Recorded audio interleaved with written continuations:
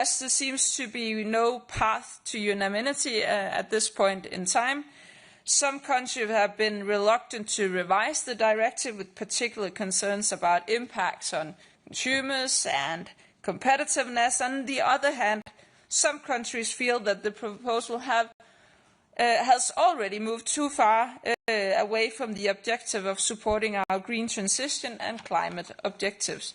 So today I therefore had to conclude that we unfortunately do not see the necessary political will to continue the work towards a compromise which can be unanimously supported. I am, on the other hand, pleased to confirm that we reached a political agreement on the elimination of the current €150 customs duty relief threshold. The removal of this duty-free threshold means that custom duties will be payable from the first euro on all goods entering the EU, just like value-added tax. This reform primarily concerns the large volume of low-cost goods imported from third countries, in particular from Asia and China.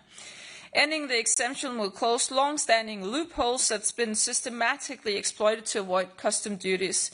For example, to the undervaluation of goods or the splitting of consignments to stay below the previous threshold. This change will also create a fairer and more level playing field between European businesses that pay duty on all imports and non-EU companies that sell low-value goods directly to European consumers without paying customs. The agreement also represents a major step towards modernizing the EU's customs system. It will help to tackle the massive inflow of low-value goods, reduce opportunities for fraud, and strengthen the integrity and transparency of trade within the EU's internal market. This agreement demonstrates that the EU can deliver on reforms that make the system simpler, fairer, and more resilient, so the Danish presidency is happy to have reached a political agreement on this very important issue. Today's meeting also shows that there is a broad political support to explore options to tackle the issue arising from the rapid rise in e-commerce earlier than 2028. European businesses feel the very real impact of the unfair competition from cheaply made Chinese products who do not pay customs. When we see small businesses being out-competed on unfair terms, we have a responsibility to act quickly to ensure a fair system. We'll work with the Member States and the Commission to develop a simple, temporary solution to enable implementation as soon as possible in 2026. Thank you. Thank you, Minister. Commissioner, please. Yes, thank you, Minister. Good afternoon, everyone. Let me begin with some positive news. Today the EU is disbursing additional €4.1 billion in financial support to Ukraine under the G7-led Extraordinary Revenue Acceleration Loans Initiative. This marks the final installment of the EU's €18.1 billion contribution to this initiative. The success of ERA Loans Initiative shows that Europe can act swiftly, decisively and effectively when necessary. And this is in this spirit as we must also approach the question related to further funding needs for Ukraine. And actually we began today's meeting with a productive discussion on options for providing additional financial support for Ukraine as requested by European Council. And as Minister already mentioned, the meeting saw broad support from Member States for the Commission to continue its work on the reparation loan. There was wide recognition that this option is the most feasible means of quickly bridging Ukraine's funding gap without placing additional substantial fiscal burden on Member States. The continuation of this work obviously includes engaging with Member States to address remaining concerns. We also discussed possible alternative options. It has to be noted that given the sustainability concerns and challenges Ukraine is facing, the support has to have strong grant-like features. So alternative option would be for the EU to fund the reparation loan to Ukraine through borrowing instead of using the cash balances associated with immobilized Russian assets. However, member states would have to cover the interest cost of the loan until it's repaid to maintain grant-like support for Ukraine. And there are different modifications how exactly this borrowing can be structured. Yet another option would be to provide a similar level of support to Ukraine, but in form of grants, which would entail a large direct cost to member states over the short period of time. So, as regards the options paper, we should be able to present the options paper shortly, and today's discussion will help inform Commission's thinking in this regard. Then it's important in parallel to engage with our allies and like-minded partners to provide Ukraine with liquidity already in the first quarter of next year, as Ukraine's financing needs are not only large but also urgent. We are under time pressure and must move forward in a constructive, pragmatic and cooperative way. Then, as on other topics, as the Minister just mentioned, today we reached a significant political agreement to move forward with the elimination of customs duty relief threshold for goods up to the value of 150 euros entering the EU. And specifically, we agreed to find a workable solution to be implemented as soon as possible already next year. This responds to dramatically increasing volume of goods sold online and directly shipped to the customers in the EU from the third countries, notably China. In 2024 alone, 4.6 billion such items were imported, with 91% coming from China. Charging customs duties on such consignments is an important step towards ensuring a level playing field for European businesses and further strengthening our customs union.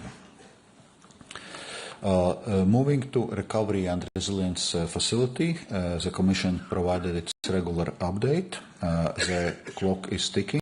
Member States should now act swiftly to simplify the plans, remove measures that cannot be fulfilled by the deadlines, and focus on implementation. I therefore welcome today's endorsement of targeted amendments to the recovery and resilience plans of Belgium, Estonia, Luxembourg, Croatia, Slovakia and Romania. Then, European Fiscal Board presented today's meeting with its insightful annual report. The report analyzes our collective effort to ensure a smooth transition to the new economic governance framework. And overall, while there are some lessons to be learned, rollout has been effective, and focus should now turn on delivering the agreed fiscal path. And on fiscal path, the Commission will present its assessment on 25th of November as part of European semester autumn package. Then I presented today's meeting with the European Commission's overview report on simplification, implementation and enforcement. Since the beginning of the year, the European Commission has presented 6 simplification omnibus proposals, including on agriculture, defense, due diligence, sustainability reporting and others. A conservative estimate puts annual savings stemming from these simplification proposals at more than 8.6 billion euros, and more proposals will follow in coming weeks. So we have made a strong start, but we must work at least as intensively to reach our overall 25% administrative burden reduction target and 35% burden reduction target for SMEs. Finally, a few words on 2025 statistical package, which ministers adopted today. The package sets out how the European statistical system is taking action toward improving the quality and availability of the European economic indicators, collecting data on defense expenditure in a timely manner in context of the national escape clauses, reducing administrative burdens for businesses and public administrations. These efforts underline Europe's commitment to high-quality, independent official statistics, which remain as vital as ever for informed decision-making. Thank you. Thank you, Commissioner. We will now open the floor for questions. Please start by stating your name and your media. We will start by Euronews, please. Hello, Jorge Liboreiro with Euronews. I have two questions on the reparations loan. First of all, for you, Commissioner, we heard from Belgium. Belgium has criticized the Commission for insisting so much on the reparations loan and presenting it as the only viable option, which you just did. It has also criticized you for lacking a legal basis and for focusing your proposal exclusively on the assets held at Euroclear.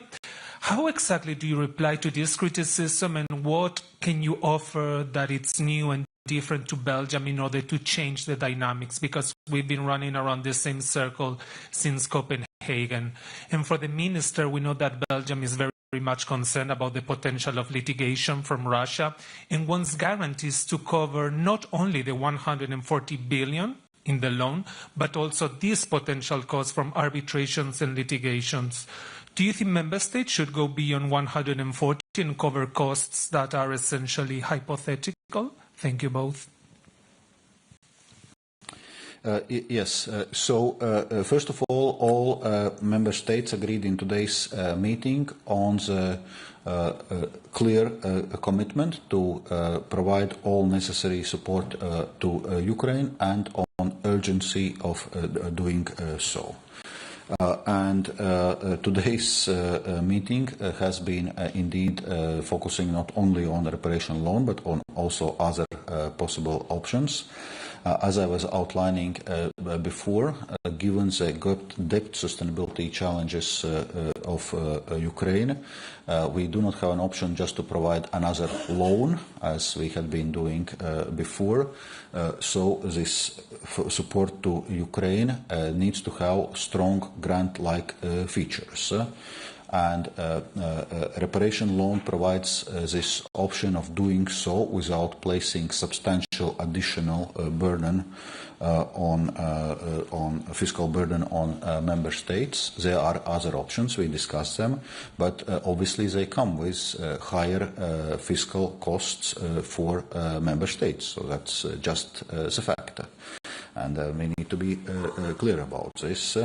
Well, as regards legal aspects of the proposal, of course, the Commission has been assessing it very carefully from the very beginning. That's why our proposal also stops short of confiscating the Russian assets.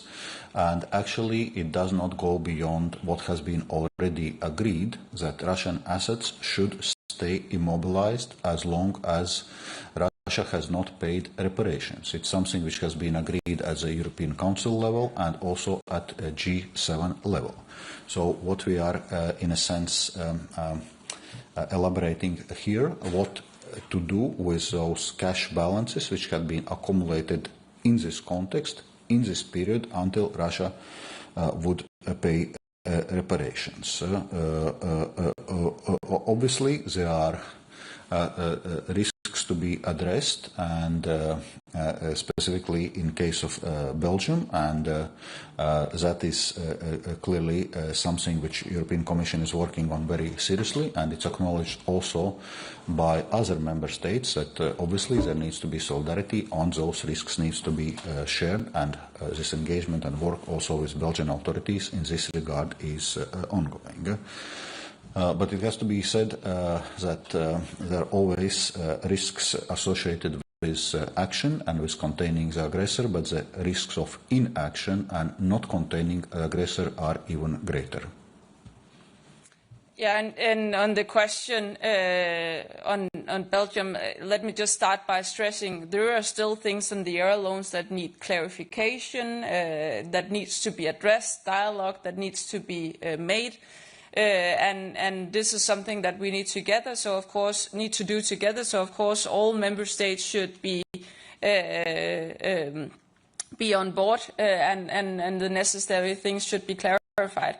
That being said, it's important to remember, first of all, that we are already now in a state of hybrid warfare. All member states at different points potentially suffering the consequences of Russia's aggression, whether it being drones or it being companies that have chosen to still be active in Russia, the country of aggression, facing the consequences of that.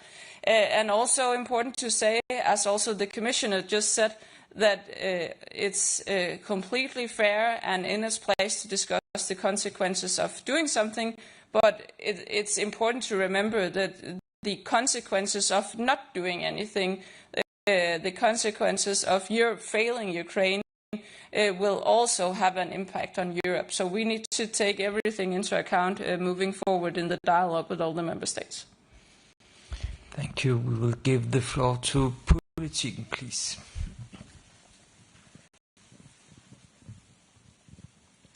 Thanks. This is a question for the Commissioner.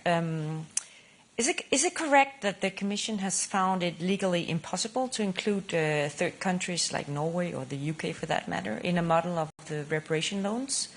And does that mean that the Commission do not operate with any models that include a cooperation with Norway on securing funding for Ukraine? Thanks. Obviously, it's important that we also work with our international partners, including G7 partners, including other partners like Norway, and that they also meaningfully contribute to covering Ukraine's funding needs. And we continue this engagement. In my introductory remarks, I was mentioning that we are specifically raising the point with the partners on possibilities to front-load their financial support in the first quarter of next year to address Ukraine's urgent funding needs, because in our case it takes some time, as we see, to develop options and then actually to implement what eventually will be decided. So from that point of view, for example, UK and Canada have indicated that they are interested and ready to replicate reparation loan style approach linked with Russian immobilized sovereign assets they have in their territories. So, and we're also in touch with, for example, Japanese authorities on the same issue. Then, specifically on Norway, I had a meeting with Finance Minister Stoltenberg yesterday, and we discussed also the Ukraine support, where Norway outlined very sizable support they are providing to Ukraine so far, and this year it amounts to something between 7.2 and 7.3 billion euros, and they intend to provide the support of the same order of magnitude also next year. So Norway is certainly a partner which is cooperating and providing very substantial financial support to Ukraine. Thank you. We will move to first row, please. Thank you. Elodie Lamer with Tax Notes International. I have two questions on two different tax subjects for the presidency, please. On the energy taxation, it seems like you're giving up, even though you have another ECOFIN in December. So is it over? And we've heard a lot of countries saying that the world has changed, the economic situation has changed since 2021. So would an updated impact assessment help, for example? And then I understand that at breakfast you discussed the minimum tax. and the fact that the US wants to be exempted from some minimum tax rules. We also heard that several countries expressed concerns. So can you tell us a bit about the nature of these concerns? Thank you. Well, what I can say on the last part is that we took stock on the ongoing negotiations and the potential side-by-side solution, those are being ongoing negotiations, so I'm not able to comment that any further here. But we took stock on the current situation. Of course, it's very important for all the member states to preserve the European competitiveness and take good care of the European companies. That's of course a very important focus area in the ongoing negotiations. On the Energy Taxation Directive, we've been working very hard from the Danish presidency to outline a compromise. It has been necessary to find solutions on transition periods, on the minimum taxes, on indexation, to accommodate a lot of the worries that the countries have had. And as I said before, today I must say even that compromise, right now we are in a situation where if we move to accommodate some of the countries, we will lose others, and the other way around, if we move to accommodate countries over here, then we potentially lose countries over there. So it is, at the given point in time, very difficult to see a possible way forward on the Energy Taxation Directive, and I'm afraid I'm a very huge fan myself on impact assessments, but if I thought an impact assessment would help in this matter, of course we would explore that option. I'm not sure that would make a difference at the moment. There are a number of outstanding issues, demands, expectations from the member states, and they are moving in different directions. We'll go for Marco Bresolin. Thank you very much, Marco Bresolin. La Stampa. I have a question on the small parcels. Minister, you said that there is a broad agreement to explore options to introduce a temporary solution for a new custom levy already next year.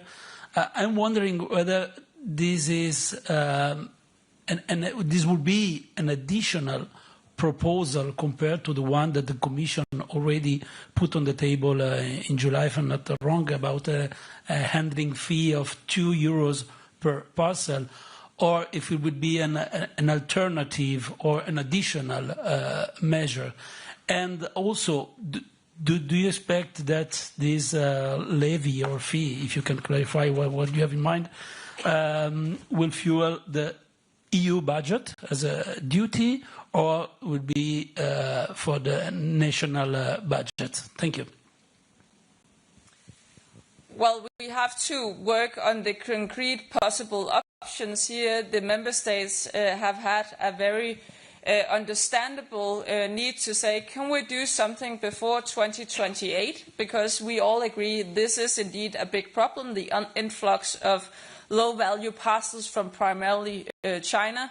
We need to do something before 2028 because it's a problem for both for European businesses, and we haven't got the specific solution yet, so I won't be able today to give you any specific details on how it will be, but we will of course have a close dialogue with the Commission with the view to taking stock at that already at the next ECOFIN meeting in December.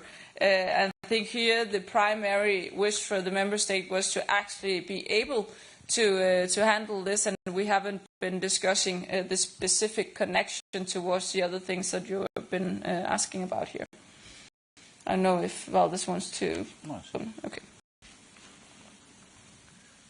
Thank you. We will give the next question will be for you, Active, please. Yeah.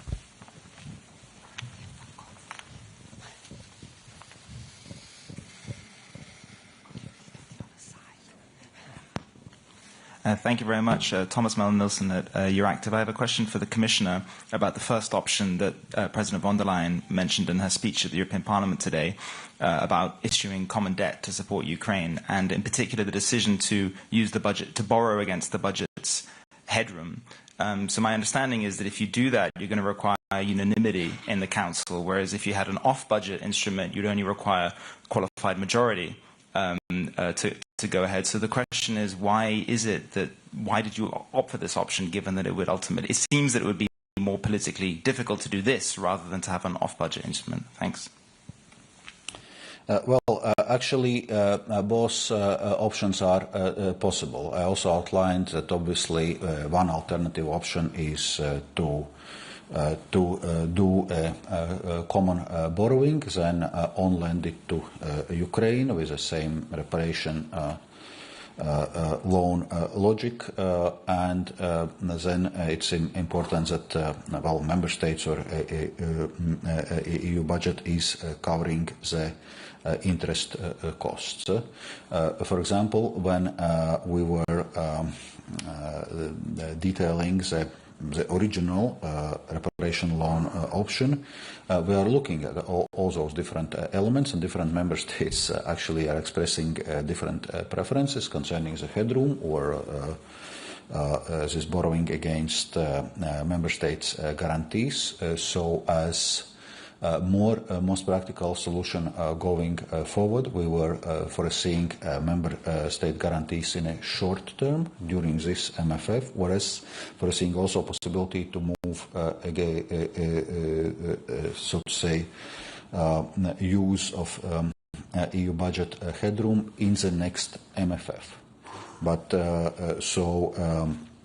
from that point of view, if we are considering this option of common borrowing, there are different modalities possible, and indeed, depending on modalities you choose, it may imply also different decision-making structures, including in the case of MFF, obviously unanimity.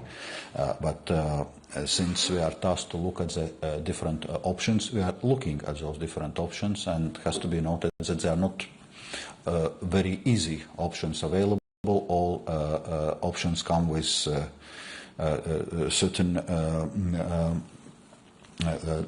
financial or legal or political challenges. Yeah, and if I may add, then of course when you list different options, say if this is difficult, why do you present that options? Then basically it's also important to say that when we point to the reparations loans as being the best way forward, then it's also because there are no easy solutions here. We don't grow money trees, and we don't have magic hats with rabbits in or any silver bullets. So basically, it's also a reflection of how difficult it is to find a number of viable options. Time is running, but I think we have time for a few more questions. Next up will be Mr. Romano.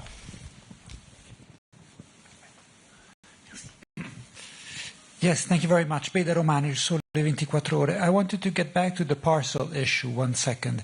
Can you confirm that there is no link between this temporary solution you are thinking about in order to apply this exemption, this abolition of the exemption before 2028, and the handling fee, which is a different file? Is there a link between the two or not? I'm not exactly sure. I didn't understand from the answer you gave previously. Thank you very much. That's because it wasn't a very precise answer, because what I answered was that we didn't have that discussion today, and we'll have to get back to the details. Well, in any case, the focus of today's discussion is that normally this withdrawal of this 150 euros exemption would come at 2028, but I would say pretty much all member states agreed that that's too late, and we agreed now to work on how to accelerate, how to make it happen already next year, but different, details on this still need to be worked out. Thank you. And we'll go for Bloomberg.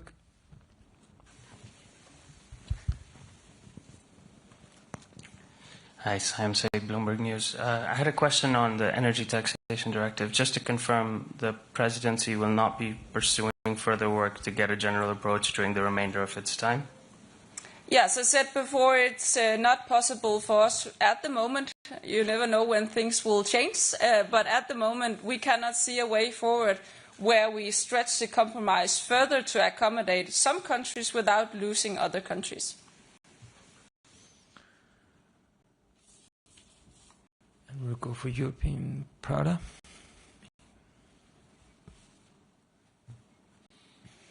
Thank you very much. Tatiana Vysotska, European Pravda, Ukraine. I would like to come back to Ukrainian question. Did you discuss the ongoing corruption scandal in Ukraine? Was it raised during the ministers' talks? What were the reactions of the ministers?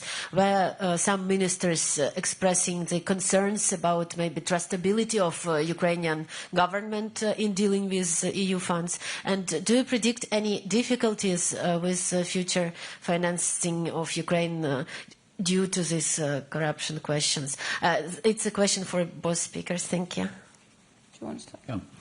Yeah, well, obviously we take the issue of fight against corruption in Ukraine very seriously, and also our financial support we are providing to Ukraine already for many years is always linked also with conditionality concerning anti-corruption, and pretty much all the, so to say, institutional system in Ukraine has been developed linked with those financial support from EU, but also from IMF, and this is also a issue which is very high on our agenda in a context of Ukraine's path towards European Union.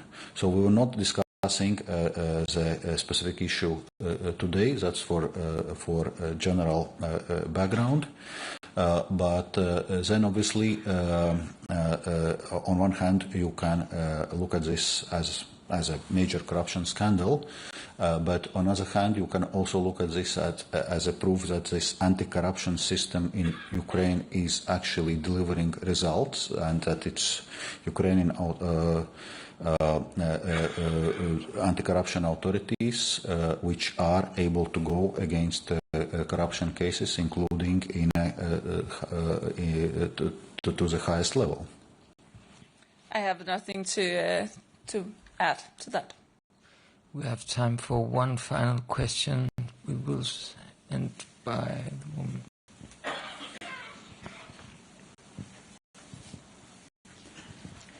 Thank you, Giovanna Fadonato for Politico. A question for Commissioner Dombrovskis.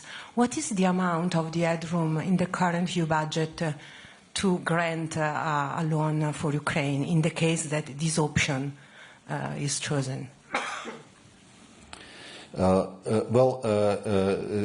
So if we were to choose solutions based on EU budget, that would require actually adjustments to the multi-annual financial framework. So there is, in a sense, nothing reserved immediately. That would require adjustments to MFF if for us to be able to proceed with this option. Thank you so much. I'm afraid we can't take many more questions. Thank you so much for showing up. Thank you, Commissioner. Thank you, Minister. Thank you.